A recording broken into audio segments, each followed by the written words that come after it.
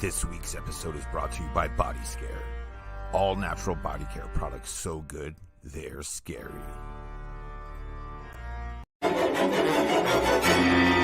What's going on?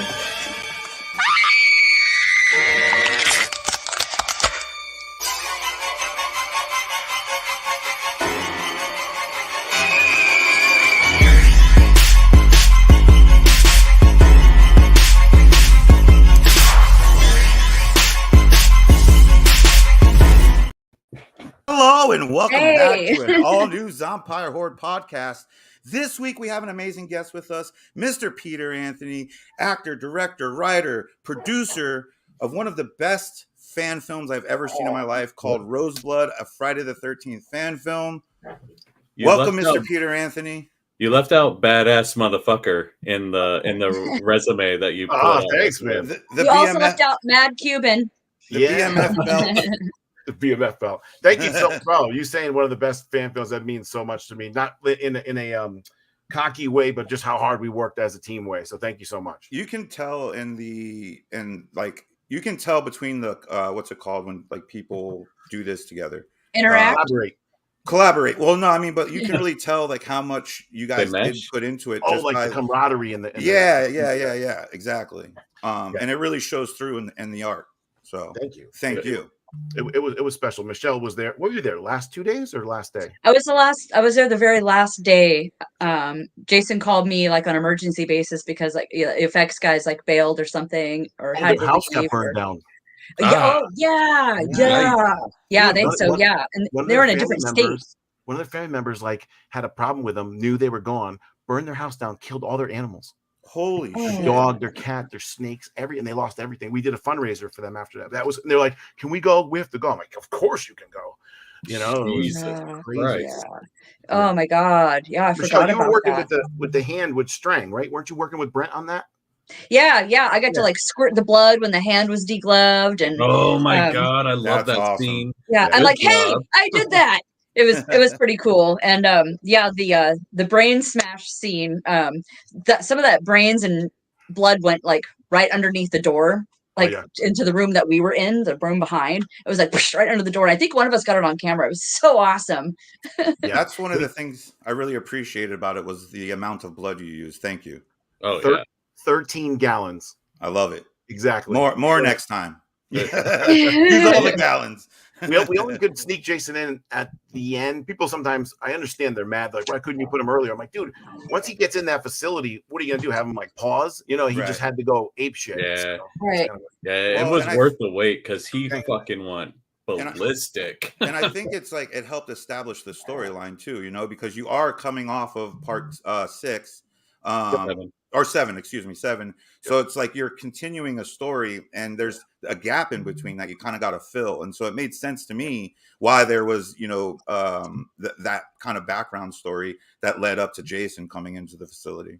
Yeah. I tell everybody the story, like after 7, remember like Nick and Tina, do you have to address the fans? Sorry. No. I put up their just so. Do I hope I won't see comments on this end, will I? I'd have to go to the YouTube to see it, or unless we. But we also get them from like Facebook, and so they come in. So we just post them for all to see. If they have a question, we'll address it for sure. So at the end of 7, remember? So they put Nick and Tina in the back of that ambulance, and they take off. And you always wanted to know like what happened. By the way, oh my God, what's his name? The director of Part 7. My brain's gone. He's the fireman who takes the mask and tries to like line it back up. So the cracked mask, and then they left. And I was always like, what happened to them? What happened?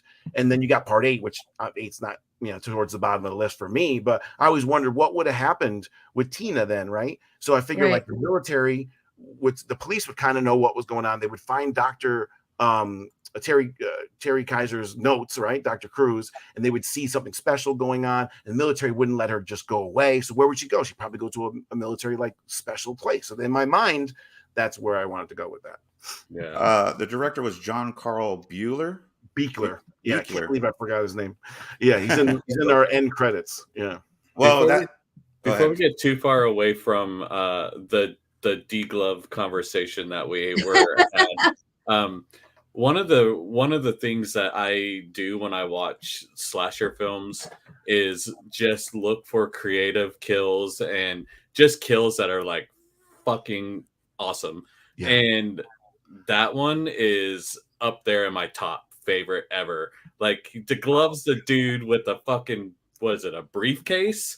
You see the handcuff on the briefcase. yeah, and you just see like the blood squirting. You can see his muscles, you can see his bones, and then he beats the fuck out of him with the briefcase. Yeah, top fucking notch, dude. Top fucking notch. That, I love it. I want to point out the face, like fucking Ripper.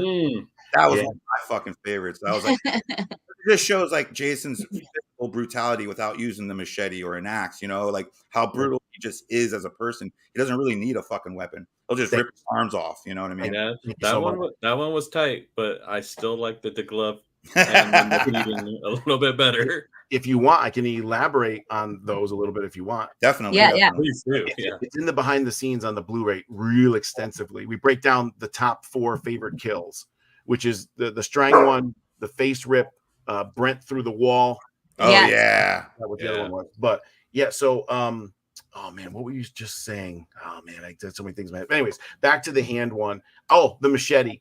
I didn't want to give Jason a whole bunch of kills with the machete because I'm like, it's been done and it's cliche, and that's why like on the wall they made a shrine to basically like mock him. But that's a way. How am I going to get his weapons back? You know, right? So that's how I did it with the mask and all that. And then if you notice, I Jason when he fights Michael at the end, like he needs his machete, right? So how do I get rid of his machete? Well, and why is the machete in the movie? Well, the janitor takes care of the ground, so he has a machete. He also weeds the ground. They're on the lake where there's stuff. So when he dies and he grabs his machete, he then kills the guy through the wall, the colonel. So I'm like, so I needed to get rid of the machete so he could then do stuff with hands, but I needed his machete there to fight Michael. How do we do that? We leave it stuck in the wall in him. Right. So then when he goes back and sees Michael, he now has the trusty machete because you really can't have any other weapon to fight Michael, I think. Then right. Well, and one of I got it back. By the way, Jason Brooks grabbed that machete that was hanging out of him, and that one wasn't dulled for some reason. They used the wrong one. Yeah. And he pulled it and he cut through that. That glove is about that thick. He cut through all that in his fingers. Yeah. And he turned to me. We had a safety girl on set. He turned to me and opened his hand. There was a pool of blood in his hand. And I go, what do you want to do? He goes, fuck it. We're good. I go, okay, good. Thank God. Then, you know, he also broke his arm during the briefcase scene. He cracked his freaking arm bone. It's in the behind the scenes extensively. You see MP Strang hit him with the briefcase. Well, it hit him. We did a whole bunch of takes like in the same spot multiple times. That's a metal real briefcase. Yeah. He fractured his forearm. There's a picture of him. We have it in the behind. He didn't tell nobody nothing. Wow. Didn't he also get like metal in his eye or something? Yeah, plastic and metal in his eye. I have been trying to get his lens in his eye. And then so long. Sorry, I'm all excited. We ordered the outfit from Brazil, right? I paid Marcio Charlie, who was literally the most talented the costume maker in the world. Yeah, I remember the waiting. I paid it months ago, right? And I said, "Hey, man, you gonna send this thing?" He sent it 2 days before it was gonna be the movie. I remember everybody totally stressing out, going, "You don't have the freaking costume." I can't imagine how much that costs to send the entire thing from Brazil 2 days before. Yeah. Oh my God. Paid for it. So anyways, we get it and the hood's missing. Somebody punched a hole in the box and stole the fucking hood. Yeah. Dude, you could have stole any other part and that would have been fine. So in the original idea, Jason's supposed to come out of the lake with no mask, right? Beat up, kill the whole fast team. No, I had shots where they were face to face and he was like looking at him and then grabbed the mask off the wall. We couldn't do it. If you go back and watch it, we had to put Vengeance 2's hood on Jason. And if you look when he first turns, he has ears because it's not the right hood. So I had to kill all of them with the mask. And then he goes and grabs the axe. So we were, and by the way, that was not a real hood. It's a hood he uses to cast other hoods with and mold. It's that thick. Jason's ears were stuck over. His head was all red. He was in so much pain and so miserable. The guy's a trooper. And he's got a broken fucking forearm. Through his fucking and metal in his eye. Yeah, we won't even get into it, but he can't even take out his schlong. Oh my God. Dude, I won't say names, but he had to ask people, can you take my dick out? And take his dick out so he could pee. Yep. That's awesome. He's got a fucking hammer too. They unrolled that thing out. Yep. Can you take my dick out? I think I told him at Crypticon it was like a baby arm holding an apple. Oh yeah, it is. I mean, look at the mold in Vengeance 2. You see the mold with Louis? No. Yes. So there's a mold of his dick. Oh Yeah, we had it in the VIP room at Crypticon. Yeah. And then it's actually in the what's that museum, Michelle? It is the Icelandic Phallic Museum. His dick is in the penis museum. Yes. It's Yes. crazy, dude. Stephen Belcher says we all owe Jason Brooks Is in the penis healing museum. vibes, and we should send him a card. I can get behind that. The penis is going to be on a podcast soon too. Just so you know. Wait, wasn't it on one on? Oh yeah, but that one wasn't live. Yeah, okay. Yeah, I really want to do a podcast where it's just his dick and he can voice it off camera. Oh You know my God.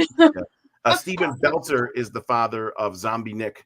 That's who right. was one of the prisoners. He's a great guy. His whole family, great people. Yeah, we Yeah, they love are. them. They're We some of our love greatest that fans family. and the They're close big friends as supporters. well.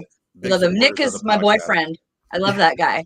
As a matter of fact, actually, we did an episode right after Crypticon where we kind of did a recap of the weekend, and Nick was on as our guest. As our guest. Yeah. Yeah. In We love Vengeance, him. in Vengeance 1, they messed up shooting it. There's a scene where they made the lower half of Nick, and there's a scene where the guts were attached to him, and when he crawls away and it separates his body from the legs. And for some reason, when they shot it, I would have focused all on that, but you barely see it in the Vengeance 1 shot. But I was like, man, where else are you going to be able to do that? You know? Yeah. He's the only person I know that doesn't have arms and legs. Yeah, and You he's like know? the happiest dude ever. And so, Oh my God. I know. I love that kid. One of the That's a fantastic person. One of the things I wanted to go back to really quick, because I can see it in the background of your room there. One of the coolest things I thought visually in the film was the birthday suit wall display, like the way that was set up with the mask and the coveralls and the weapons. I was like, man, that looks fucking. I was like, I would totally have that in my house. Oh yeah. And then when you popped on, I'm like, I could see like that display. I'm pretty sure that's a machete. Like I was like, so. I posted some of my collection the other day on YouTube. I don't know if you saw it. I don't think that I've seen. Go back and check it out. It's pretty cool. There's some good stuff in there. Yeah. Anna Marie says she loves us heart and soul. We love you too. We love all you guys. Yes, we do. I have a Roseblood machete. Oh, do you? Yes, so do I. I do. You Extreme wanna see Oh, it? you mean you had because I'm taking it. Let's see. While she's gone, I wanted to bring up something. While she's gone, you're gonna There talk she is. shit? She is. No. Don't we always? I'm gonna one up you after this. Don't get canceled. Oh, Whoa, Dude. I like it. It's If I signed. could reach through a screen, I would these are shadow boxes from all the movies with all the items signed by all the Jason in every movie ever. Well, in my hallway, which I can't bring the camera to, hold on, this thing's messed up. I can't bring my camera to is the Vengeance 1. Hold on. And in that one, Michelle, we have the golden machete. So the machete yes. it's in gold paint, and there's only 2 in the world, and it's signed by Jason Brooks, CJ Graham, and Steve Dash. And there's only 2 ever signed. And it's in my shadow box. I'm so happy. That's awesome. Who has the other one? Jason. Oh, I kind of figured. Yeah. But before she came back, what I was going to say was one of the things I thought was really cool and I really appreciated was the scenes where it was like just, I think how long is it after the original part 7 that the story picks up? 13 months. 13 months. The imagery that you guys used, the Star Wars oven mitts, the Rambo First Blood poster, the Enter the Dragon poster, even when they were playing, there was the conversation about Nintendo. It pulled me back into that story when I first watched part 7. Do you know what I'm saying? Like I felt like I was watching the movie 15 months after I watched part 7. And that was the whole idea. Yeah, I thought that was really cool that you guys did that. Like, and everything was perfectly placed too. Like, even what was it? Duke's desk with the wanted posters and like the bottle of vodka. I was like, that's such a like 80s cop desk. You know what I mean? Like, I can go into that a little bit more too if you'd like. Definitely. Oh, great! I don't know who that is, but thank you so much. So a lot of I did some perks where the fans could be in the film. So almost all of the army people, the fast people, they donated to be in the film, right? Oh, that's awesome. I'm like, what am I going to do? I really spent time developing Tina and Rose and that whole story. I can't spend a ton of time on these people, but I don't want their scenes to be dull. So Right. I'm like, you know what? I'm 47 years old. I'm like, I'm going to throw in stuff that's going to be homages to when I grew up, that everybody who watched that movie grew up in that time period. So even when he's got the Magic 8-Ball, when they're playing Operation, they're trading garbage pail kids. Right. They're talking, they do the Rambo scene. Remember, Talk to Me, Johnny? Yep. Raven, the company leader. You screwed it up. Yeah. I figure if we throw that in there, it makes their characters more likable, more believable. And it's not just a boring segment of guard that you don't give a shit what he says. Right. So that's why I did all that. There's so much more. On the Duke's desk, did you notice it said pink dress, hot dogs, and donuts? I did not see that. So there's a box. Remember how in part 9 he says that? Yeah, so that's there. If you look on the wanted posters, because he becomes a bounty hunter. Okay. And then if you look on the wall, remember, Michelle, my prisoner ID badge? Yes. Vengeance. Well, if you looked at it, it's very small, but it's called Peter Slate instead of Ken Slate. So it was my dad that was in jail on the wall there too, to like play into yeah. Wow. Everything. Did you know when he called home who he was talking about and he was talking to besides his wife? No. He's talking about his son. He goes, where is he? He goes, oh, he's boxing again. His son is Julius from part 8. Right. That's why there's more revenge factor also. Yeah. Nice. Steven, all kinds of nice little Easter eggs in there. A ton. Steven says, I think we need a fan film of Friday the 13th that has something written in it for William Catt, since there's so many connections between the movie House and the Friday the 13th film. Oh, and I owe William Catt, I owe him because I punched him in the eye last year on accident. You assaulted the greatest American hero. I'm the greatest American villain. You are. Yes. Greatest American villain. Have you heard Oh my God, it was so Peter? embarrassing. Tell me the story. I have not. Michelle, please indulge us. Oh, we're at Crypticon and he was, a celebrity guest, and I was announcing that the celebrity dinner was ready, and I kind of stood up to the front of the room and I kind of Vanna White my arm around, dinner, and he was behind me, and I went smack right in the eye, and he's like, oh, and then like the event photographer caught the moment of him going like this, and I'm all, it was so embarrassing, and he was okay, and I'm like, oh my god, I work at an animal specialist, an eye specialist for dogs, I could probably help you if your eye is damaged, oh my god, it was just a wreck. And so he was fine, and then the next day I went over to his booth and talked to him, and I apologized again. He's like, no, it's fine. He's a really nice guy. Cool. And since he's the greatest American hero, she is the greatest American villain. Well, he wasn't wearing his like cape and red bodysuit crashing into the wall. So I used to love that show. Me too. Even though he never figured out how to fly. Oh, his landing was, the flying was really awkward. The landing was always like a tumble, and he was just really bad at it. I love that. Back to the face rip. I never got to that one. Yeah. Scenes, wait till you guys see it. We show like how we did that because Joe Caban, I played football with him growing up. He had a big beard, and we were doing the face rip, and then he still has a beard. So we're like, what the fuck do we do? And he hasn't shaved his beard in like 10, 15 years. We shave him right there on set. And then it was brutal. So how does the Duke live? Because the Duke has to live for part 9, right? Right. So what's his motivation? Well, he always liked being a bounty hunter. His son dies in 8, and then his best friend's killed in front of him. So that's like the catalyst to start him into being like the Duke that we know today. And it was Jason Brooks' idea to take that face and just show it to him, like, fuck you. Yeah. Dude, that is awesome. Scene.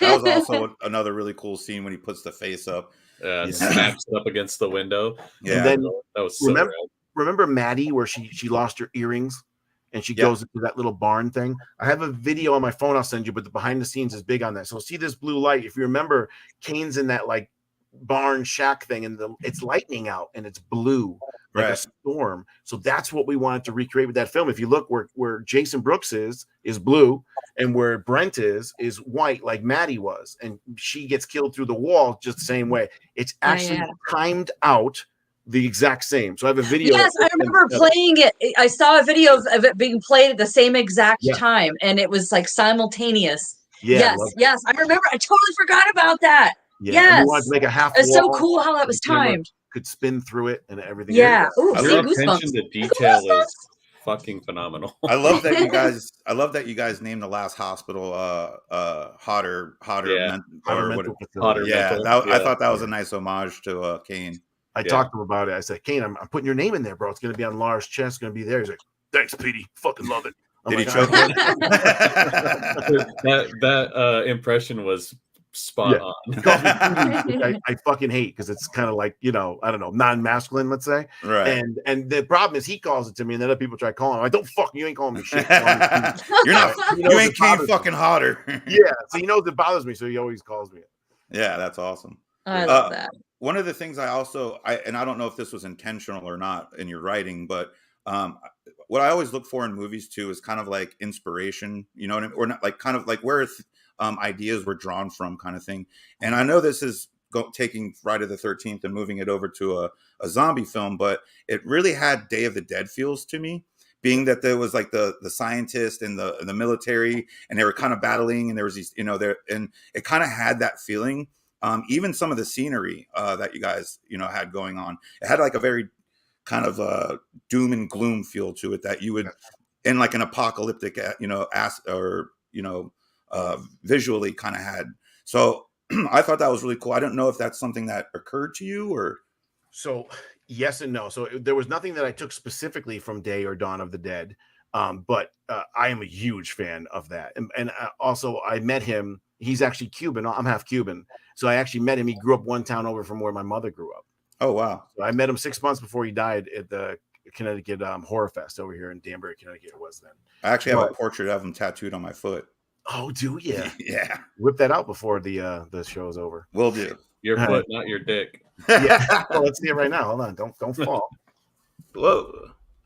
Hang on to something, dude. I don't know if you can. Oh, wow, dude. No, wait. That's Log Lady. Hold on. I was going to say, we did have big glasses. Oh, there you go. Look at his eyes. Yeah, man. That's great. I didn't realize how big he was when I met him in real life, and he was still old then. But back to your question. So every single thing was, if anybody knows me, I'm really crazy, detail oriented out of my ass. So it's funny you picked up on that, Vlad, because all of the area is all white. So the facility is white. So the lab techs are all white, right? The military is green. The fast team is black. The Duke is multicolored because he doesn't really fit into any of the scope. He's the abnormality. He's the different one. He's the outgoing, crazy one. That's why he's multicolored. Tina is pink because she's pure. Rose is red because she's danger. And Jason is grayscale because he's that. So all of those colors were picked on purpose so that you almost had this feel of knowing of what was in front of you and what the different sides were. So yeah, I did go into that with that thought 100%. I love that. I'm glad that that's something that I was able to pick out and enjoy, because it's always weird when I'm like, did you do this? And they're like, I've never even seen that movie. And I'm like, oh, never mind. There's so many, dude. When Dr. Sykes, Dave McMahon, who's a great actor, he says he does the 8-ball, and he goes, I think my sister's, boyfriend's cheating on her, or husband to be is cheating on her. In part 9, when Jason blows up, there's a first-person view of a camera, and he goes up to one of those agents, and he goes, "Good job, Mahoney, way to go." In our movie, he goes, "My sister's going to marry FBI agent Mahoney." So I threw that. Look at all the ties. Yeah, even when they say we're going to catch Jason and kill him, the Duke says, "I don't think so." That's what he says right after Jason disposably dead. Right. Nice. Yeah. So, and there's another scene, one more. It got cut. You barely see it when you first see the Duke. I gave him that knife that is in part 9 that becomes the dagger. He actually pulled that out on one of the guards earlier on, but we cut a lot of that scene so you don't see it. But that was worked in there too. Nice. Yeah. Like one more. Well, I'm excited. The Garbage Pail Kids. So one of them is Hot Rod. Kelly Ellis Sanchez has a Roddy Piper hot rod. I saw that. The other one is Melton Milton, which, if you look, is somebody pulling a guy's face off. Yeah. Which is what happens to Joe Caban. Yeah. Yes. So cool. Yeah. Nobody even notices, but yeah. Stephen Belcher says, Peter, knowing how busy you are lately, getting perks out of the fans of Roseblood, do you have any plans for future horror films? Yes. The biggest one is Laugh. So, we spent a lot of money over the last 5-6 years making these films. I'm probably $80,000 in debt besides what we raised. A lot of us have put in Sean a lot. So now I'm going to make a movie called Laugh. And we're going to shoot the trailer. The trailer alone is $35,000 for 3 days for a teaser trailer coming up. So now we have investors. I'm working with Steve Barton, the producer of Terrifier 2 and 3, and the goal is to get it right to the movie theaters. Nice. So we've already had Terry Kaiser's in it playing my father. Yay! He's so awesome. I play the main character, Terry. I talk to him every week. The guy's the best ever. We have Todd Jenkins, who won the Golden Globe for Hulu, Reservation Dogs, not Reservoir Dogs, but Reservation Dogs. Tons of people. There's some big names that I can't announce yet, but this is going to be like the one. You know, we try where we actually try to make our money back and really tell a good story. Nice. I'm excited for it. Yay! Super pumped. I do have a question before we get off of Roseblood. In watching the story unfold, there was a part where in the beginning when Rose comes into the hospital and Tina's like, oh, this young girl, this little girl. And then it goes to a cutscene and then they come back and they're calling each other sister. Mm-hmm. Was that like a ruse by Tina, like pretending she didn't know her? I know they had different parents, obviously, but or was there just like the psychic communication type of? There's a timestamp that goes on the bottom right then. So I can't show them learning how to be friends with each other for months and months and months, right? Right. Fit in the movie. If you look, it starts off. It says the date when they first interviewed. Dr. Sykes interviews her. Right. Then before it goes to them hugging and being tight, it changes. It's 3 months later. The date shows on the bottom. And that's how they got to that point. And how I wanted to express that with the audience is Sis, Mountain Rose. So now they're on a different level. They're hugging. They understand each other. So that, I mean, if I had more money and time, I would have built a little bit more on it. Sure. That was to show you that time has passed. And basically Tina has become a mother at this point. She sees the same things in her that happened to her. She's a victim. She's the guinea pig. And now she wants to protect her. And the biggest scene of that is when she comes out of that room filled with blood. You know, and she's like, are you okay? Are you okay? And she's like, it's not my blood. And she doesn't care. Yeah. She knows she's evil, but she's like, we'll get you cleaned up because no matter what, she has her. It's like her daughter. I got you. Yep. How was it? I'm so glad you asked that because I didn't catch that either. And I was a little confused on what happened there. So thank you for the explanation on that. It's a learning process because I think if I ever do that again, I'll fade to black, throw the date, and then come out. Yeah. I think that's probably, I was trying to focus so much on that I tend to not read things. I cannot watch movies that have like subtitles. I'm like, I can't do it. Even if it's like an English show and it's in English, it bothers me. I can't watch CNN. Any of those. If it's moving, I'm like, I can't see it. And if you notice, the sound and the font and the typing is from Jason X. When it says Crystal Lake Research Facility, that is the exact font, words, and stuff that was shown in 10 when they first went to it. Dude, that's Crystal Lake Research Facility. By the way, back to the wall you were saying, Patty. That did you notice what was in the middle of the wall? The straitjacket. Did you know what that is?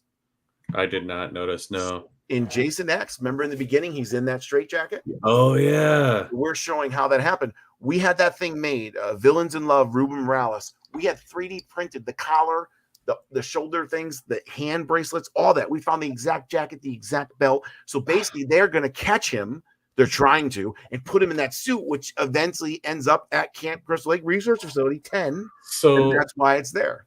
You saying that really pisses me off on my end, not yours, because no, not on you. Jason X is actually one of my favorites of the franchise. Wow. And the fact that I didn't catch that, I'm like, how stupid could I be? Because like, I love that movie. I love the scene when he's in the straitjacket and like, he's just like hovering over the guards in front of him. The guards just like kind of intimidated, like, what the fuck is this behind me? Like, I love that whole scene. So the fact that I couldn't pick that out of your movie just irritates me. I should have been able to pick that out. The Colonel says, they ask him, what are you going to do with him? Colonel says, we're going to study him for his regeneration capabilities. That's what they say in 10.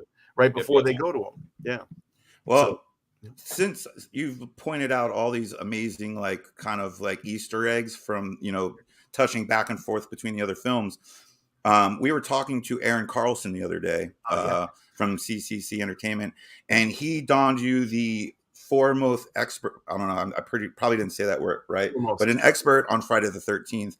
And as someone who's more of an expert on Texas Chainsaw Massacre, one of the storylines I think that's like kind of untapped, and I wanted to get your opinion on it was, and you'll have to tell me which Friday the 13th it is, but the Necronomicon makes an appearance. Part 9. Is that part 9? Yeah, I thought it was earlier in the film. No, part 9, when they go into the Voorhees house, it's sitting there. On the side. That's what becomes the dagger, which is the dagger from Evil Dead. That's what it becomes. So is Jason a Deadite? In Vengeance, he is. In mine, he's not. Okay. Because if you saw Vengeance, the book is how Jason brings him back. Right. Yeah. I just did, you know, they brought that in, and I've known about it, but I never really. I don't go on to like story, you know, boards and read all that nonsense. So I was just curious if you had like a, you know, outside of the Friday the 13th, like an idea of why they would have brought that in. But I mean, now it makes sense, obviously, with Vengeance. Yeah. Well, nine broke a lot of different, you know, barriers, did a lot of different stuff. And I'm friends with Adam Marcus too. And obviously I love the guy, but I don't really like 9, obviously. The thing I hate about 9 that really pisses me off, there's 2 of them. One is him shaving the guy, right? Now, I don't really give a shit about the shaving, but Jason's not sexual one way or another. You know, naked girls and guys he's seen having sex or swimming or whatever. It doesn't make any sense that he'd shave him. It just doesn't. He's not like that. You know what I'm saying? There's no. But the worst thing, it's weird. Hopefully Adam doesn't see this and kill me. Is they spelled fucking Voorhees wrong on the mailbox when they showed. No. Was it 1 O or 1 E? 1 O. 1 O. Yeah. So I just can't fathom that. And everybody on set, think about that, and editors and producers and everything. Nobody caught it. Footage for 6 months, and nobody caught that before it went. It just blows my mind. And it's not part 2; it's part fucking 9. It's established what part this name is, how it's fucking spelled. He's working with Sean Cunningham. I mean, Sean Cunningham hired him. I just don't understand. You know, this is crazy. I did have another question. How many cigars did you go through during the filming of Roseblood? 2. Bullshit. No way. Yeah, we weren't allowed what's the girl's name, Michelle, the safety director lady on set? Kim. So Kim was crazy. Like, it was COVID time, all that. And she's like, you can't smoke inside. And I was like, Kim, it's Sean's house, Sean's building. We can do whatever the fuck we want to do. And she's like, yeah, but you can't smoke. I'm like, they smoked in the fucking 80s. I'm going totally over top. I got a goddamn eye patch. You know what I'm saying? Like, we're going all out. And I like cigars. So, and I'm like, we're going with the fucking cigar. So the only time I'm smoking that cigar is in the scene when I have the eye patch, when I say, let's go. And then later on in the final scene. So I wore down one to the wrapper. So I went to another one. And I didn't really smoke it that much. But I went with 2 of them. And she was like underneath me with the ashes, like it was toxic waste. It was crazy, dude. Yeah. Oh, wow. Yeah, she was a little bit overboard. That's why I couldn't. I was like, I didn't remember. Yeah. I didn't remember seeing your character without a cigar. So that was one of my questions: was how many did you go through? Well, the other thing too is you're not supposed to have a goatee, right? So, because but I was a fat piece of shit then. I was 288 pounds. I've lost like 50 pounds. You're like, I'm not showing this. So I'm like, dude, I'm not showing my fucking flubbiness and shit. I'm going to goddamn go. Flubbiness. Yeah, what the fuck's going on? So. How was it killing yourself off in a movie? Yeah, awesome, man.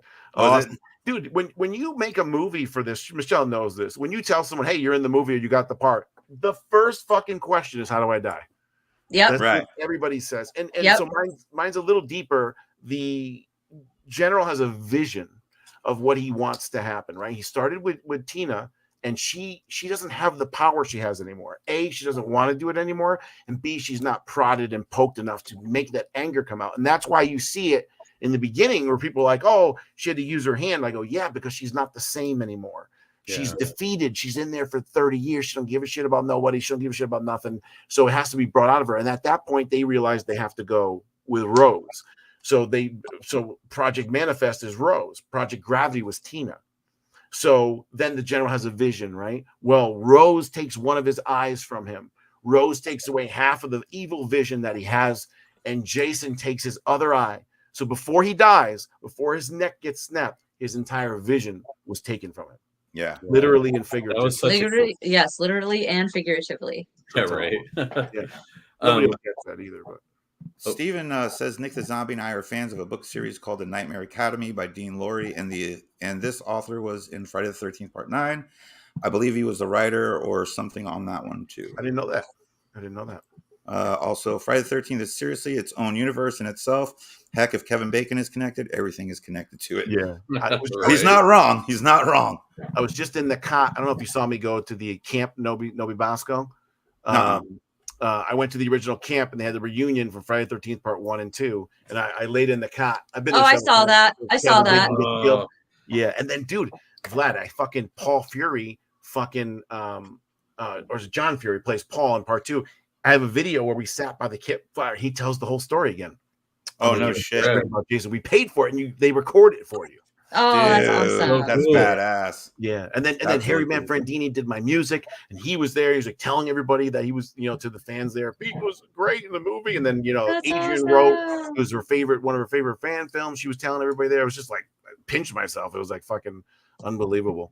Did I don't remember if I actually asked this question. I know it did run through my mind. How was it being able to get Lar Parlinkin in your movie and actually working with her?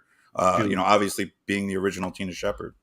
Yeah, so in right there is a picture of me, Lar, and Kane in Chicago. In any shadow box, there's no pictures but anybody but Jason from that movie. But it was so special to me. Seven's one of my favorite. She was pretty hot when I was young. I was a crush on her.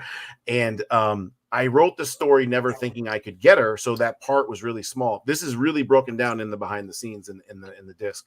So dude, I can't wait for that. Yeah. So then this guy I'm friends with, John Wood, who like knows her. He's like, hey man, why don't you reach out to Lar and get her? Because I was always going to do the flashback with young Tina, but I was never going to do the present day. Right.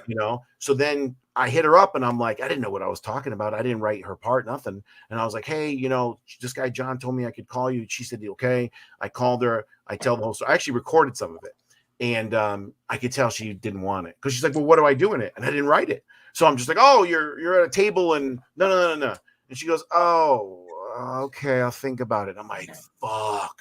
Oh no. I lost her. So I right here in this desk sat down and I wrote out her whole part with Terry. And in my mind, when we shot Terry, it was only going to be from the desk to his chest, so you didn't know it wasn't him. Get it? So because I can't get the real actor at that point. Took that whole thing, sent it to her. Dude, she calls my phone. She goes, this is the best continuation I've ever heard for that character. I've been pitched so many things. I'm on board 100%. I was like, wow. Nice. What? So then she goes, why don't you call Terry? I'm like, whoa. I don't have his number. What do you think? She goes, let me text him first and then you call him. So she texts him. He says yes. I call him. I'm all excited. He tells the story in the disc too. I got him so excited. I explained the part. He says yes. Oh wow. So within literally 10 minutes, it went from we're not doing the flashback and now time, or we're not doing the beginning and end cap and everything, to we have both of them. And then Lar says, well, you got both of them. Might as well try Kevin. So, okay, now it's easier because now I got both of them, Yeah, and I call Kevin. He says yes. And then I wrote that out. I wanted the audience to feel like they, just like it was in 7. He's still fucking with her and tormenting her and everything like that. And it was so great. Dude, all those things in the background are the exact things that were on the wall. That 20th century train poster, the Challenger shuttle, the matchbook, every single thing you see on that wall was what it was in part 7. His shirt, his exact pen, like all that stuff. I tried to make it like feel back like it was. Right. Yeah. Try to capture that. Can I point out something real quick? Yeah. I love your enthusiasm. Like you can talk to filmmakers all the time about their film, their work, and they're gonna love it, right? They always love it. Yeah. But nobody that I've ever seen in any interview that I've just watched or any interview that I've been a part of has had as much enthusiasm about their work as you. And I fucking love it. Like you can just see the passion in your face, your mannerisms, just how excited you are to tell your stories and the hard work you put in on your film. I love it, man. I love it. Dude, you trying to make me cry over here, bro? Yeah, make him cry.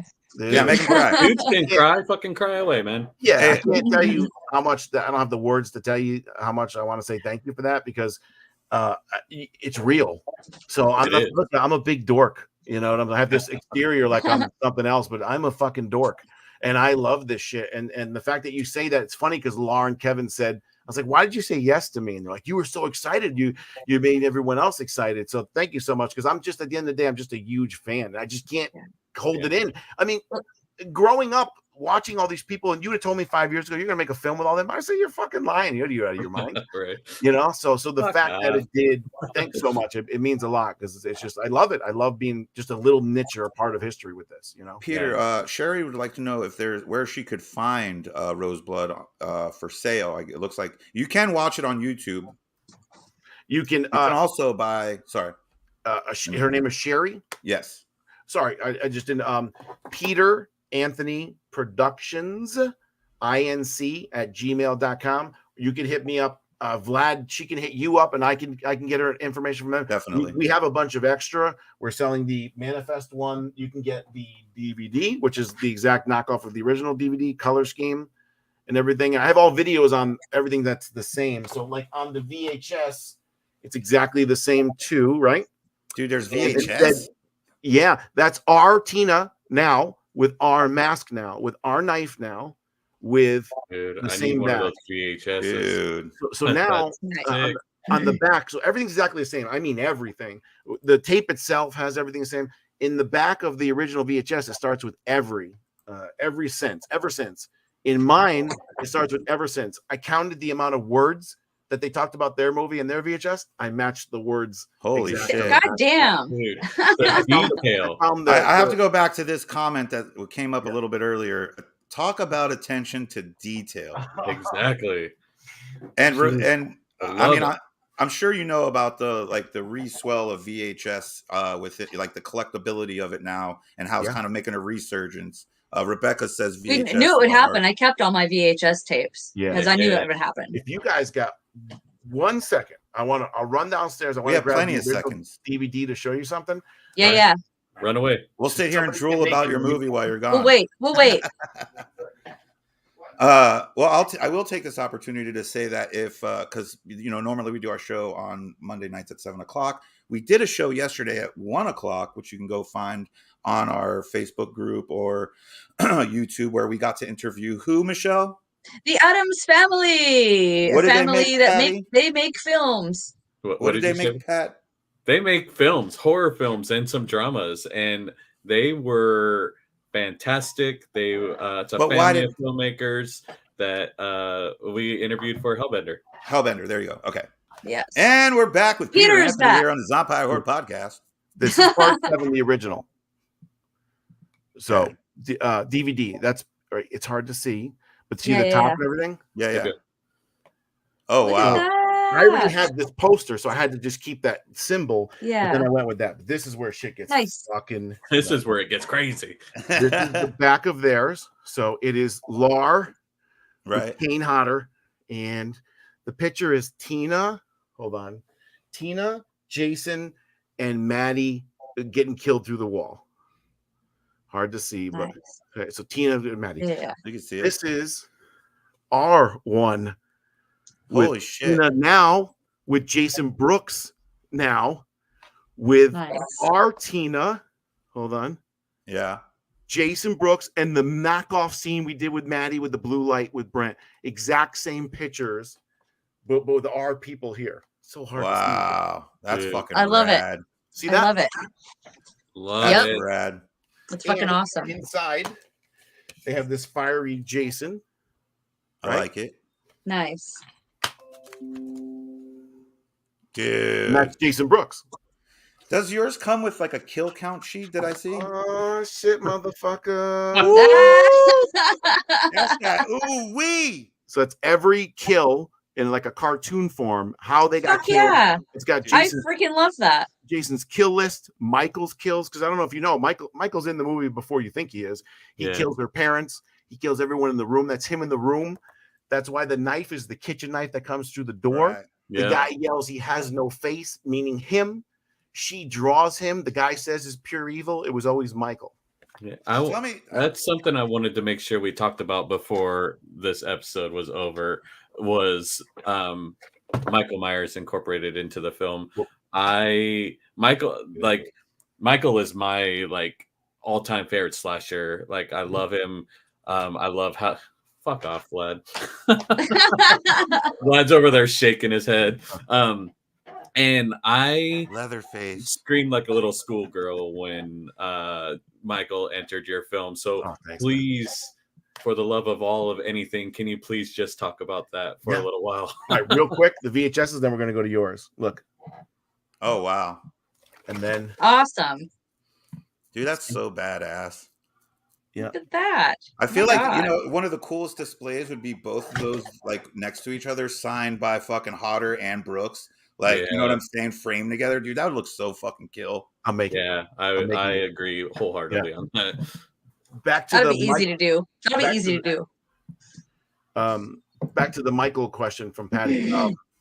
So at the end, I wanted to have something like different, right? Because it's like I'm like a kid in a candy store. I'm going to show you why Duke became Duke. I'm going to do everything I got to do. So this is what people don't understand. So most people don't catch, sorry. Because so Rose, I wanted him to have a face-off with somebody special or different. So Tina brought back Jason, remember, underwater, when she thought about her father.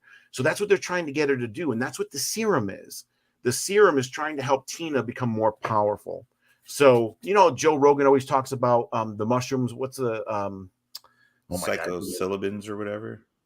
Whatever syllabus. It's in my movie. I don't even know. So anyway, that is studying that same exact drug that Joe Rogan talks about, how you can see things and almost manifest things in your mind.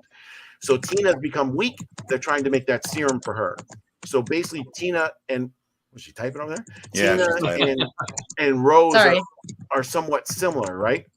So what can Rose do? So I wanted to be that Rose is stronger than her. So when you see the tape of her parents dying, what she did was in her dream manifest Michael and pulled them out of wherever, and Michael killed her parents. That's what some people, I couldn't show it to you because you couldn't see Michael. So you could just see the reactions of it. Then later in the room, Michael's knife, he has no face. He's pure evil, everything in there. She could bring him back with just the serum.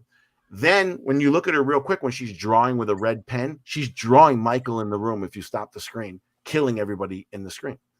And then at the end, what happens?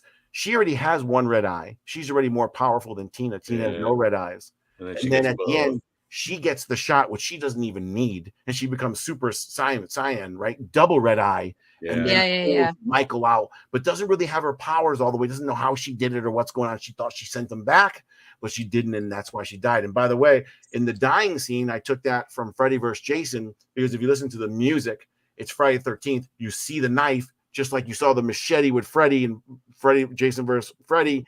And then the music changes back to Halloween, and you realize it's Jason instead when they look at each other. So that was an homage to that movie. So well done. Yeah. I love it. So he's always been there. It's always the person she could pull. And that's why Tina is in the facility for 30 more years. If you go back and look, she's itching her arm. Yeah. And it's all black veins because she could never be as powerful. And finally, after 30 years of that shot, she gets the red eye and she can pull Jason back when Todd Jenkins fucks with her, the assistant there. Yeah, that was one of the cool things I thought was the red eye and the I think the word would be juxtaposition between Tina and Rose.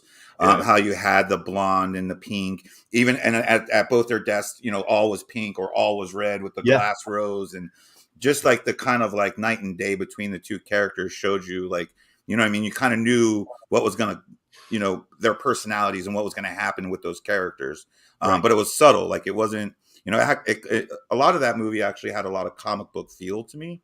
Yes. Because of like you were saying earlier, how you used these guys were all in black and these guys were all in the camo green. Yeah.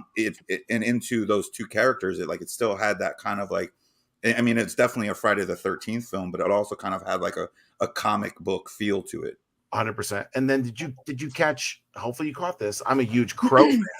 Did you catch the Crow reference in there? I did not. No. Unless it was. Oh, good. Go ahead. No, I was going to say, unless it's it can't rain all the time, I probably missed it. No, love that. I love that line, by the way. And they're playing cards, the fast team, right? The forward assault anomaly strike team, and they're doing it. They're betting back and forth, and they go, "Let's do a fire shot." The bullet. Yeah, that's right. Not a fire shot. I wrote the movie. I don't even know. Whatever.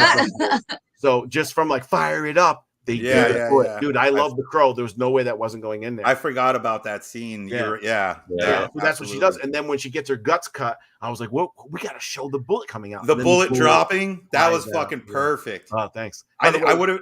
I never saw it coming, and then when it was like dink, I was You like, remember. oh yes. So that I was telling everybody that's the most expensive scene ever, and you weren't there, Michelle. I don't think at that point it didn't work. The weed eater, which fucking cuts down trees and tree branches, was bouncing off the rubber of the body. Yeah. But anyways, I helped with that body cast, by the way. When Kelly came over, I was there for the body cast. So. Yeah, I got a story from that too. But so what? There's another huge homage, which I hope you guys really love this fucking part. It was so expensive. We had to cut the floor out, and we had to put like $1,800 worth of this crazy plexiglass that could hold people, weight, and still be visible through it. Right. So that shot underneath, we have Ryan Race is underneath. It's fucking 10 degrees out with the camera shooting up to get that shot. Why? Because I'm paying homage to part 3 when the guy did the handstand and he was cut in half with the machete. So there's 2 things going on, multiple things going on there. And that whole thing was probably $15,000 to fly Kelly there, to cast her, to fly her back, to give her a hotel, to pay her, to buy the plexiglass, to cut the wood, to pay Amos Effects for the guts, to pay for the blood, to pay for all that. And it didn't work. The thing bounced off. So we only got 1 second of footage of the thing cutting it, which is the one we used in the movie. Basically, Roseblood is one of those films that, because there's so much attention to detail, I feel like it's one of those ones I got to watch like 4 times so I can fucking get absorb all of them. Yeah. Oh, back to the Kelly. You could talk about it, Michelle. She passed out during the molding cast of her, right? Yeah. What had happened is she had just flown in, and she hadn't. I think she was dehydrated, probably, and hadn't eaten really, so she wasn't really. It's like when you go get tattooed, you want to make sure you get a good night's sleep the night before. You want to make sure you got some food in you, you're hydrated, you're feeling pretty good. So, so we always ask people when we're doing body casting, we ask them a million times, like every 5 seconds, how are you doing? You're doing okay? Do you need anything? How are you feeling? And she's like, no, I'm fine. And she's not a small chick. She's extremely fit, but she's like, what, 6'2"? Yeah, she's very tall. Yeah, Thank God Jason's like 6'5", because like, she was like, I'm fine. And then she's like, wait, nope. And then she just started falling, and he caught her. And so we had to go and get the massage table out there in the room just super quickly. And then he had to like lay her down. Meanwhile, she's in a body cast, so she can't bend. So he's got to like move and maneuver her while she's in a straight body cast, and it's like, get her some water with a straw, give her some ice cubes, get her a freaking piece of hard candy, anyway, she got through it. She was a trooper. She did really well, but yeah, that can happen. Yeah. It gets, some people get claustrophobic. It gets kind of warm inside those things. She had her whole body done.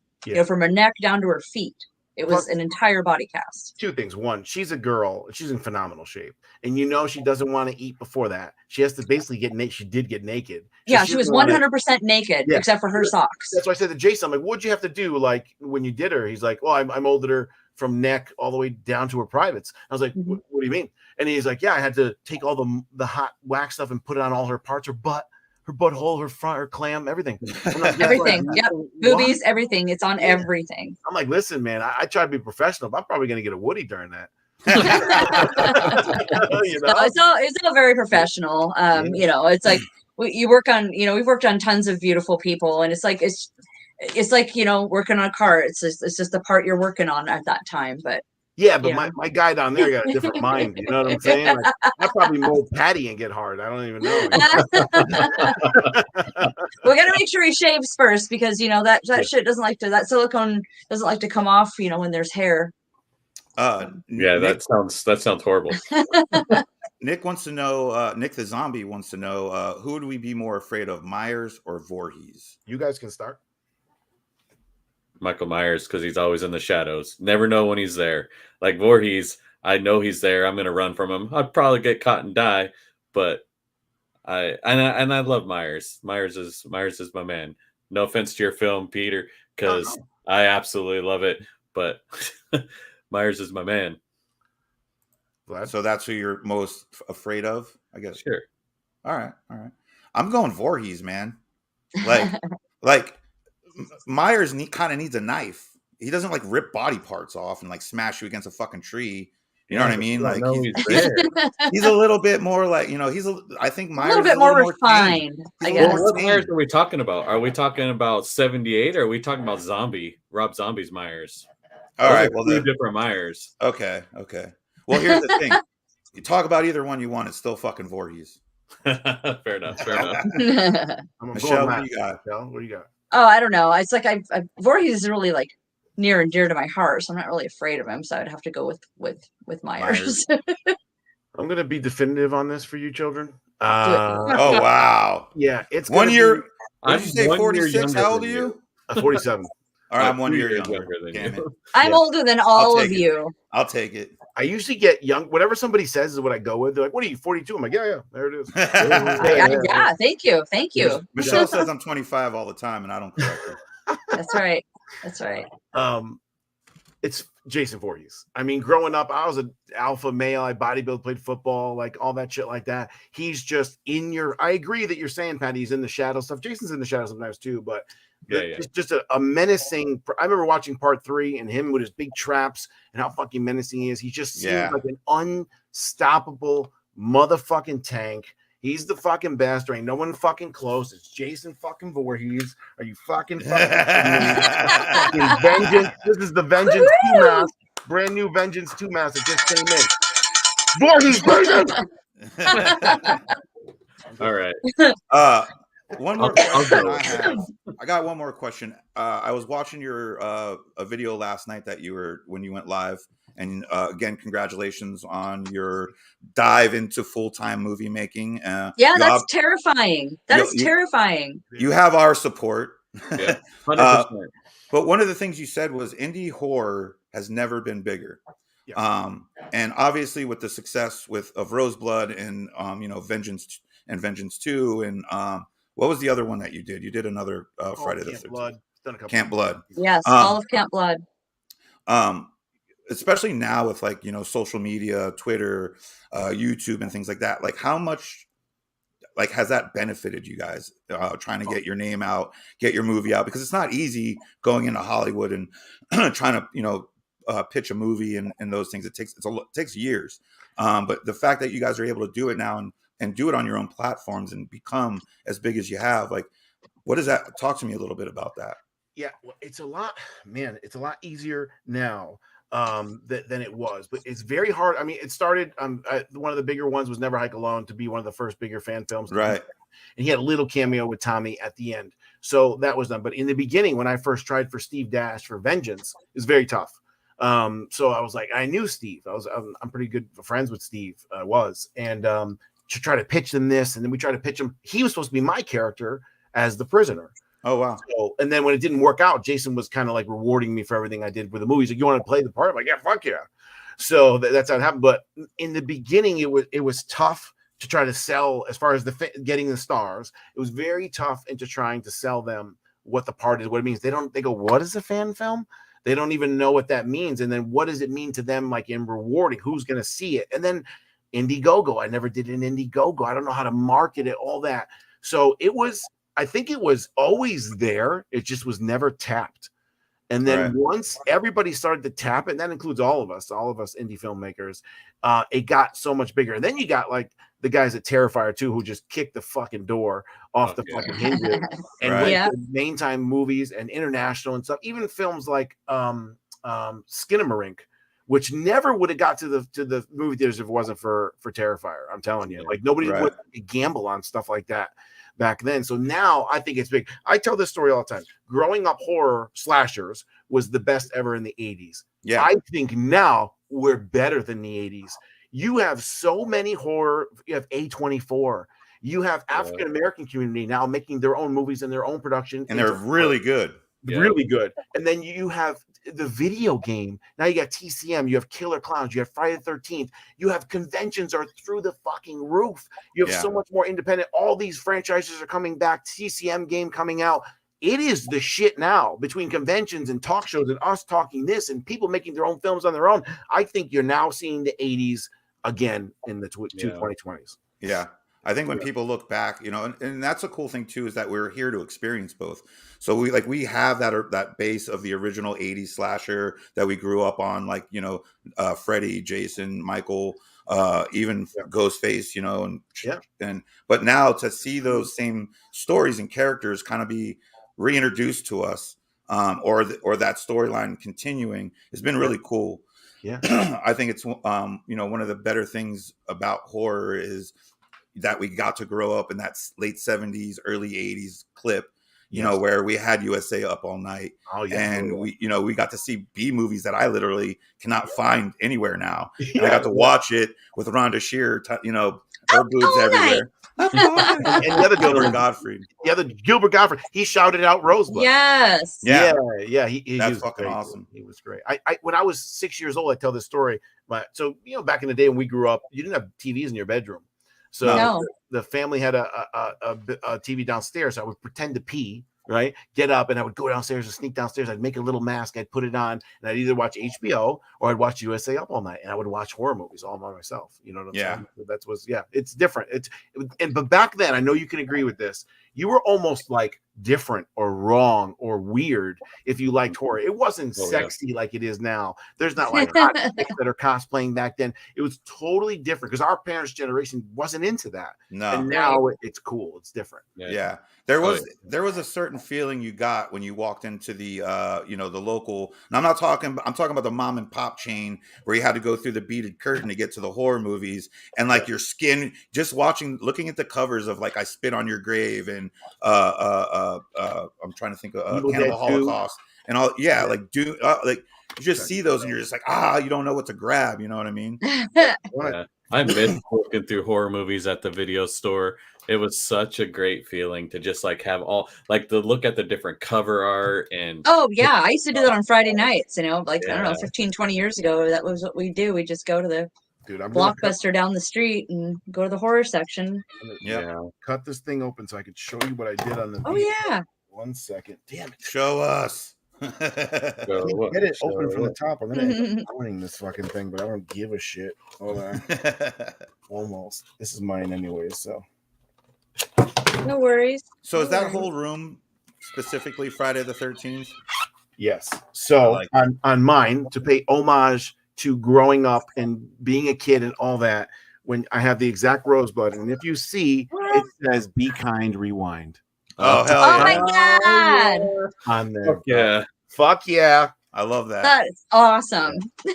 So, Vlad just brought up your room real quick in the how. Yeah. So I want to go back to, and you probably don't even remember that this was me, but you commented on somebody's post on Facebook about how you just got something like some kind of diorama for Reanimator, and I was like, oh, I want to see that, and you posted a link to your Jason video, and I watched that Jason video of all your stuff in that room and was blown away, but I didn't see the Reanimator piece that you were talking about.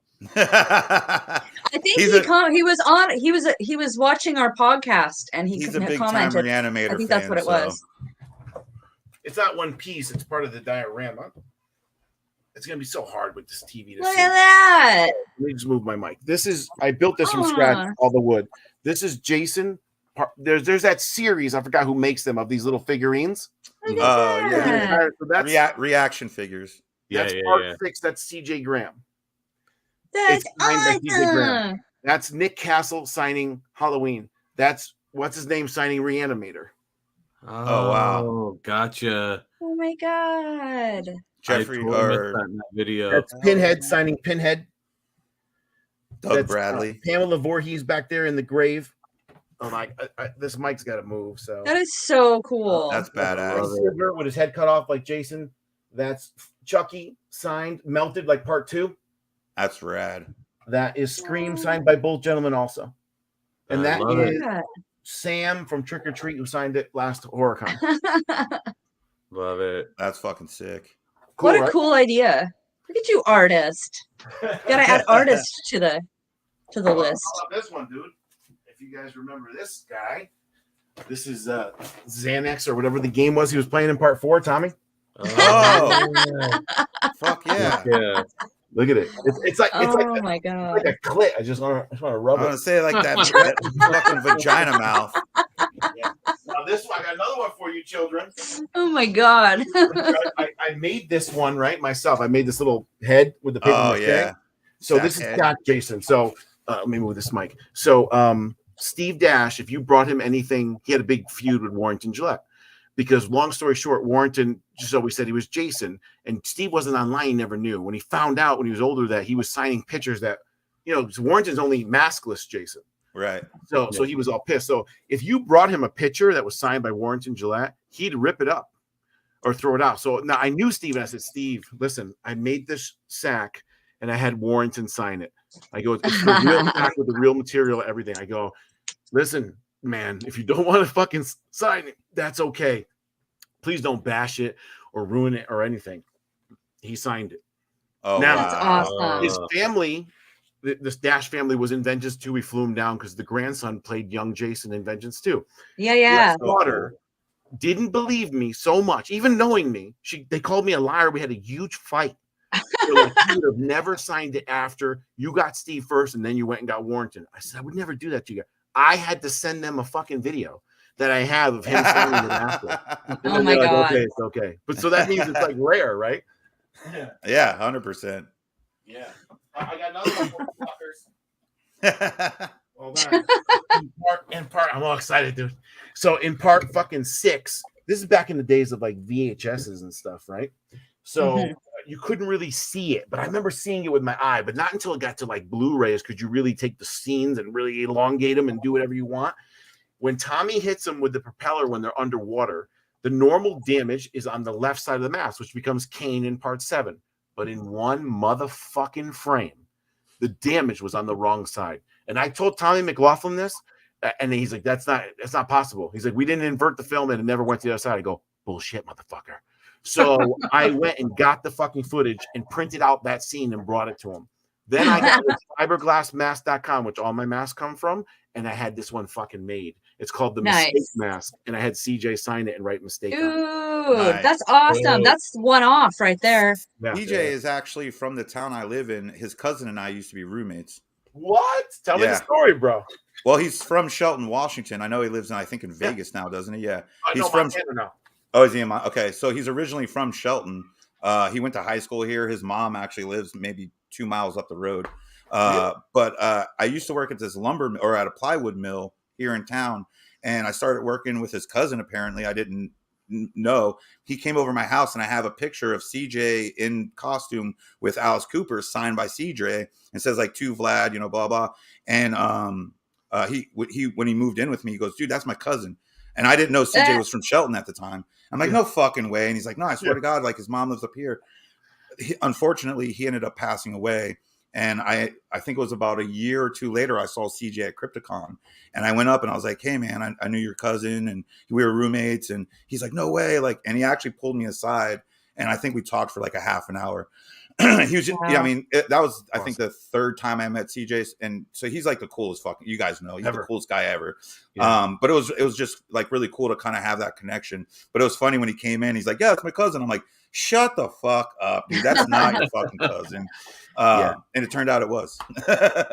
He's mad cool. Nice. We shot. I put this online, but I don't think we were friends then. But they're shooting Vengeance 2, and they're reshooting they're shooting the Tom. Did you watch Vengeance 2, you guys? Oh yeah, absolutely. Oh yeah. All right. So Tom. No, Tom I've never Matthews, seen it. Tom Matthews fights, Jason, and it was such a genius idea by Brooks to have him see him as part 6 Jason. Yeah. And then put him in the outfit, play the music. Oh my God, that's like history right there. So we're there, right? They fly me up to help out. So I'm helping out with stuff, but it's their gig. Well, Cody just shot a movie in Oklahoma, drove, I don't know how many hours, 16 hours there. He hadn't slept for 3 days.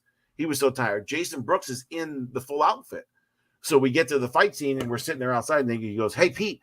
And they pull me aside, Cody and Jason are like, hey, come up with the whole fight for this scene. I'm like, and they're like, yeah. They're like, dude, I can't do anything. I'm tired. Cody's about to pass out. Just come up with the fight scene, whatever. I'm like, you want me to do it? And then they're like, yeah. I'm like, oh. So I posted it, dude. I got videos of them. I'm like, take the fucking gun and fucking go like this. And I just kind of winged it right there. It was so awesome. That's awesome. And then it was done. Everyone went inside, and CJ, this is like, I wish I had a picture of this. He's sitting on a log in costume. It's freezing. Everyone went inside for a break. So I go back and I sit down. We're on a fucking log. He's in the full outfit. And I go, hey man, you want to come inside? We got food, we got drinks. It's all warm. He goes, nah. He goes, he was a soldier. And he's like, once you go in and get warm, it's a lot harder to come back out. Yeah. And I go, you're right. So we sat on that log and talked about life for like 45 minutes. And he talked about he had his knee, I had my knee replaced, and he was just about to have his knee replaced. And we went over the whole thing. It was just so fucking awesome. He used to be a Chippendale dancer. We put that in, I just learned that. Yeah. I used to lift pretty heavy and used to be a bodybuilder. Now I'm just a fat old guy. But he lifted last year, he was 66. He did 405 on bench at 60. Holy shit. Fucking yeah, that dude's a fucking monster. He got long arms. How surreal is it though to be sitting on a log next to a fucking CJ in costume and just having a fucking normal ass conversation? Unbelievable. And then we had dinner at what's the Kansas City show? Scarefest or Screen? What the hell is that one? No, Kansas City has Crypticon too. No, it's not Crypticon. It's Scarefest, right? I think so. That sounds right. I don't know 100%. So CJ comes down. He hits me up. We're going to have dinner. So okay, cool. Having dinner with CJ Graham. We get done with that. We're walking by. There's Kane Hodder, Felissa Rose, Lisa Wilcox, and what else was it? Oh, Tom Matthews. And we sit down and start drinking and talking about Vengeance 2 and how he loved it. Tom Matthews, how he did it. It's one of those moments that you're so busy you don't realize it. But then I'm sitting there looking around, I'm like, why the fuck am I at this table? What the fuck is going on? That's so awesome. Terry Kaiser calls me. He goes, my plane just arrived, and then there's a picture of me, Terry, and Kane, and then we're all hugging and everything. It's just fucking awesome. Those they're just like real people. They're just normal people too. It's for sure. How cool is that too? Like growing up, I won't say idolizing them, right? But like just really appreciating their work and really like having that appreciation for horror, and then being as an adult now to be sitting at a table as an equal. You know what I mean? It's got to be such a fucking awesome feeling. Never an equal, but yeah, dude. I sitting from the back of the bus, you're all pretty fucking equal to here. me. I'll tell you the story of how I met Kane. This is not to talk about me. This is to talk about how awesome Kane is. Yeah. I had my knee replaced in 2015. It's a different kind of knee replacement because I was too young. So it's like only the third one ever done. I'm all fucked up. I'm on my deck. It's like 3 weeks later. I'm just starting to walk a little bit. I'm like feeling bad for myself. I'm drinking. I never drank scotch or smoked cigars till then, but I needed something past the time. I look at my phone. It says Rock and Shock. Kane Hodder is going to be there. It's a show in Massachusetts. It's no longer around. So I'm like, you know what, dude? I can drive enough to get there, So I'm like, I'm gonna fucking drive there and meet them, because my growing up, he was like everything to me. His name, Kane Hodder, sounds so fucking cool. Yeah. Part 7, the stunts he did in 7, how mean he was. Me and my brother always loved it and shit. We used to I remember buying a ticket for Mac and Me, right? Telling my parents I'm gonna see Mac and Me, going, because now they don't check like they used to. Remember back then, they would come down the aisle, they would check your tickets, and we snuck out of Mac and Me to watch 7. So, anyways, here I am. My knee's all fucked up. I'm dry. I had blood clots. I almost died. I had the filters in. Jesus. I drive all the way to Massachusetts, and I get there. Now I'm in line, right? And I used to be in better shape back then. So I'm in line. I got the goatee, and I'm sitting there. I'm like 3 away from him. And then he pops out, and he goes, "Everyone fucking look. We got the fucking rock in line, huh?" I start fucking laughing. I'm like, "I'll suck your dick." I was so fucking happy, right? So then I get to him, and I'm still kind of limping, So I had my Part 7 mask, the big 18-inch figure with him, and some other stuff. CJ's words of wisdom. That's great. Sorry. So I get in line for him. I had like 4 or 5 things, his book, whatever. He sees me limping a little, right? So I go, he goes, "What's wrong?" I'm like, whatever. The guy's a burn victim. I'm going to complain about my fucking knee, Right. So I'm just like, I had my knee replaced. It's a little fucking sore still, 3 weeks after, I'm limping a little bit. He goes, "Oh, what happened?" I'm like, "I played ball. This is what happened." Yada, yada, yada. He's like, "Cool." He signs, it's 7 things he signs. He signs 7 fucking things, puts his arm around. I go, "How much owe you?" He goes, "You don't owe me nothing, dude." I go, "No, come on, man. What I owe you?" He goes, "No, we're cool. We're friends." I'm like, "Are you fucking kidding me?" And then the next show I go to, Petey calls me out. I sit at his booth. Ever since then, he signed 50 things for me. He shouted out my movie. He shouted out my stuff. He never charged me for anything. And every time I go to a con, I sit with him and he gets me tickets to every event. That is awesome. Why? I'm not special. Like, why? Like, it just blows my mind that my hero growing up and to be in line, and that's how he treats me. Yeah. Dude, that was part of the motivation to do what I ended up doing. That's fucking awesome. Yeah, he's great, bro. Don't let anybody fool you about Kane. When going to conventions wasn't cool, when it wasn't the big thing, nobody did it. I love Ted White. He didn't do it. Nobody did it. Kane did it every day, every year, every month for decades, until now it's gotten as big as it was. He was the face of Friday the 13th for decades at shows before anybody ever did it. Yeah, definitely. Yeah. Peter, we're going to wrap it up, but we always like to ask our guests any words of wisdom, parting words to leave us with that make, obviously we're going to tell everyone to go to send me a message, send a page a message, send Michelle a message. Yeah. We're going to sell out your back stock of Blu-rays and DVDs and VHSs. VHS. We're going to have everyone watch the movie Laugh coming up as soon as it's released. But any parting words for us? Thank I hate you. to put you on the spot. Thank you. No. I want to make sure I get this right. Thank you, Vlad. Thank you, Patty. Thank you, Michelle, always for the support. I saw you guys on the other night, and I just wanted to be like, "Oh, this is awesome. Let me say hello to these guys." I wasn't trying to market it into getting me on the show. I was just saying hello. But thank you so much. I didn't think we'd get you, so. Really? You knew we were friends, right? He's a busy guy. He's filming movies and stuff. Yeah, but he makes time for his friends. I do. I don't sleep. Jason Brooks would Marco me is like a FaceTime app at 3 a.m. my time, and I'd be like, "What's up, dude?" He's like, "You're fucking up." Yep, you're always there for your friends, man. I don't have a lot of friends, but I'm there for the ones I have. But I just want to say thank you for this opportunity, and thank you for helping me market and show everything. And thanks, Patty, for what you said about my enthusiasm. Thank you, Michelle, for everything, and Vlad for having me on. My question is to you guys. My question is, what does Michelle, Patty, and Vlad have for the future for 2013, for 2024? What do you guys want to do with your show? Where do you want to go? And let me know, because I want to help you guys out. Oh, shit. Oh, wow. I want to get to a point where I can quit my job and just make podcasts all day. People coming on. What do you got going on for you guys? Well, yesterday we were fortunate enough. I don't know if you've seen the movie Hellbender. It's a Shudder film. Yeah. Yesterday we actually had the Addams Family on. The writer, director, family behind. They did everything. They did the sound. They did the acting. Music. They wrote it. They did everything. I'm gonna watch it. It's like a family of four. It's on our channel under the live tab. Live. All right, I'm gonna watch that. Yeah, it was actually a really, really cool interview we got to do with them.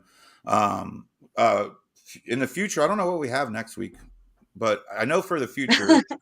So what you were saying a little bit about you being sick. 1 year ago, I was diagnosed with late stage emphysema. It's hopefully the mill that I work for is going to pay me for it. So you may be getting a donor sooner than later. But I used to have a mystery box company, and so what we did is we put out boxes that had an autograph, an enamel pin, an art print, and it was limited edition. And I kind of did that. And Michelle and I took my customer base, and we used it as a podcast to kind of feature that box. But when I got sick, I closed it down, and I pretty much just do this with my friends every week and play Call of Duty otherwise and watch films. But what I just want to be able to do this with them and just not have to worry about shit. We've been fortunate enough because of our connections with Crypticon, my connections with the horror box that I did. I've had Felissa Rose do a signing for us, and CJ Graham did a signing for us. So I have, I just like getting people on. And the same thing as you, like when you met Kane Hodder, it's fucking I think it's the coolest shit ever that you're on my show, that the Addams Family came on our show, that Grandpa from Darcy DeMoss was on the show. We had Richie Ramone on the show. You know what I mean? Like real people that come on and are able to talk to us about stuff that I've been passionate about my whole life. We had Jason Brooks on the show. Jason Brooks.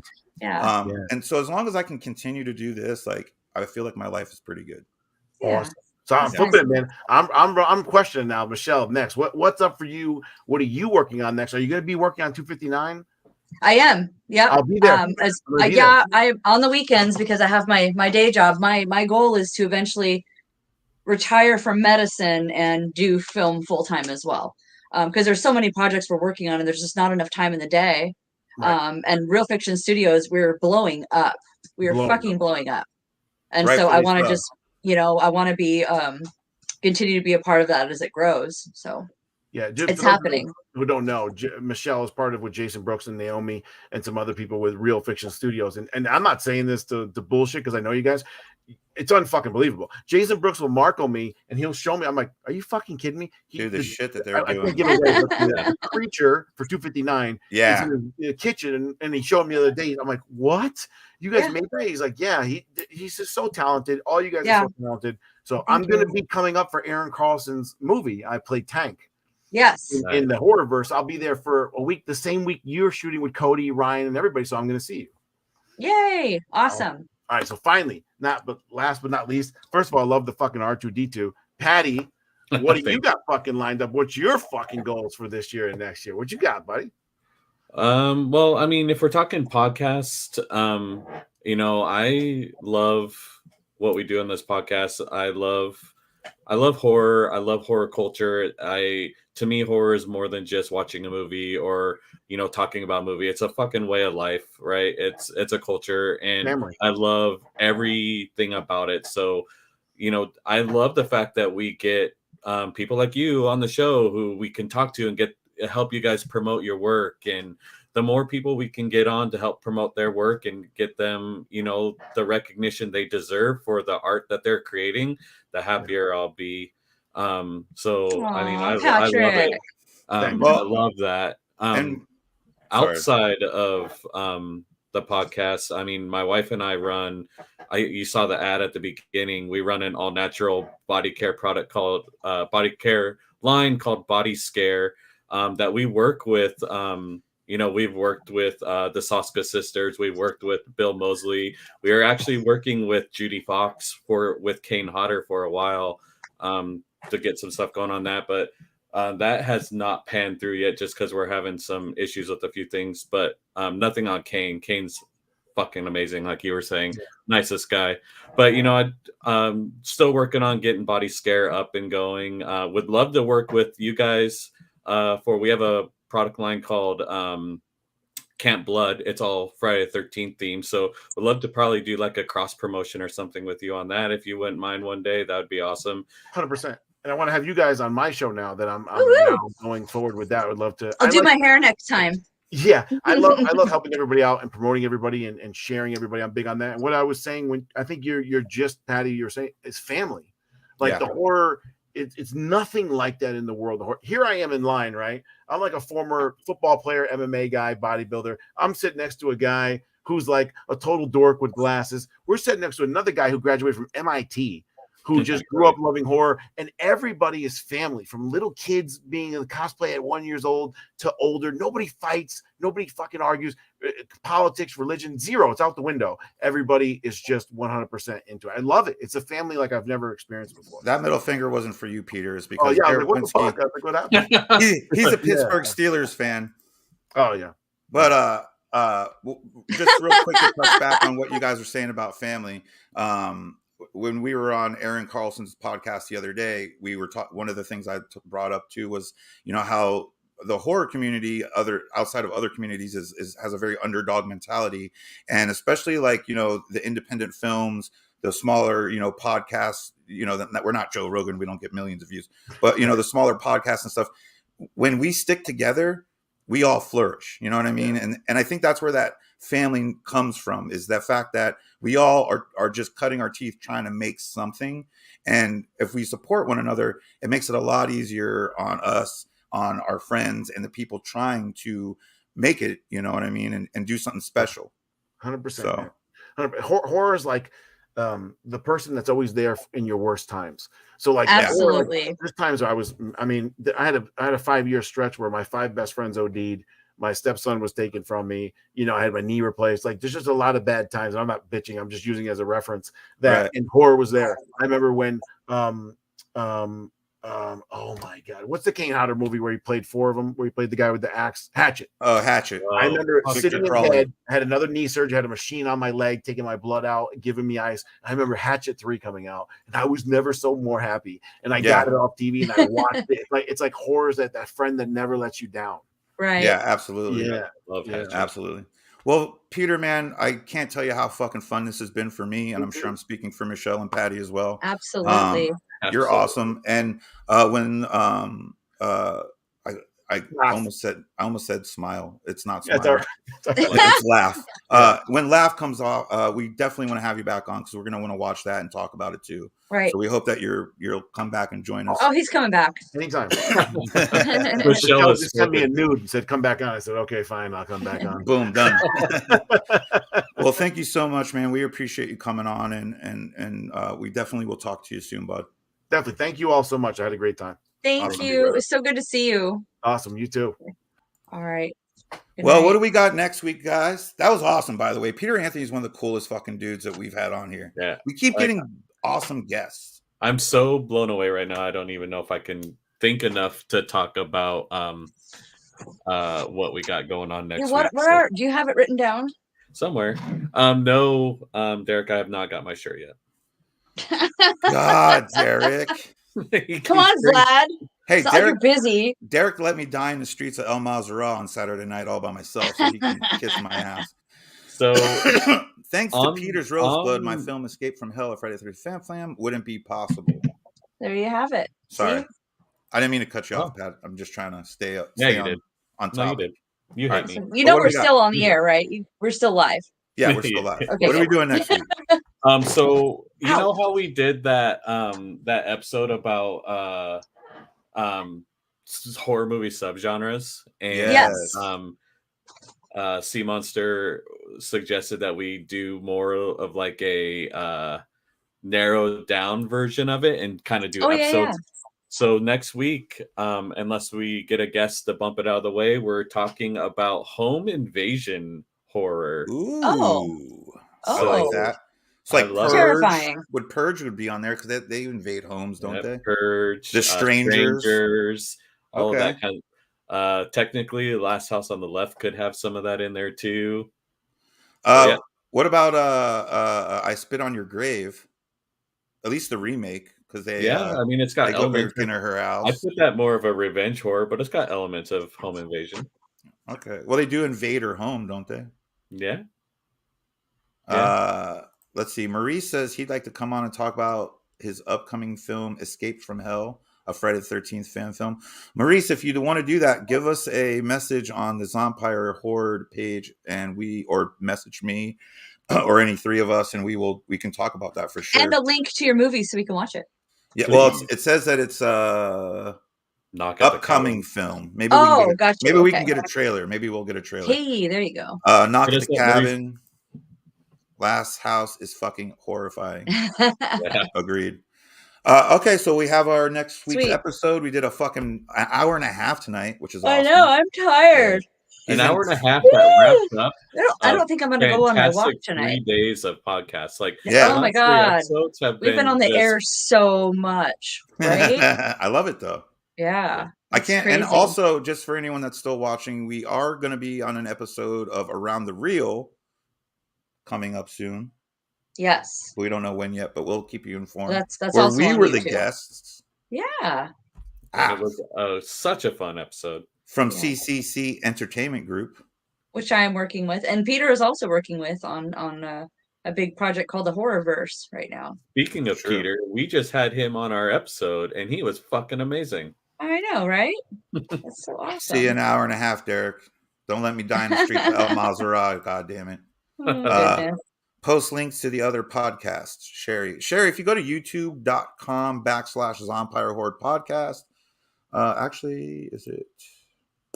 I just went to YouTube and just looked up Zompire Horde podcast and clicked on it. Yeah. And if you click on our live tab, all of our episodes ever for 2 seasons, somewhere around 50 something episodes, 58 episodes, I think is where we're at. We should probably start season 3 sometime soon. I was planning on doing the same amount of episodes for season 2. How many episodes did we have on one? Here, let me take a look. Okay. And what are we on now? I don't even know. We're on episode 27. 27 or 28. We're currently on 27. And nice. Thanks, Sherry.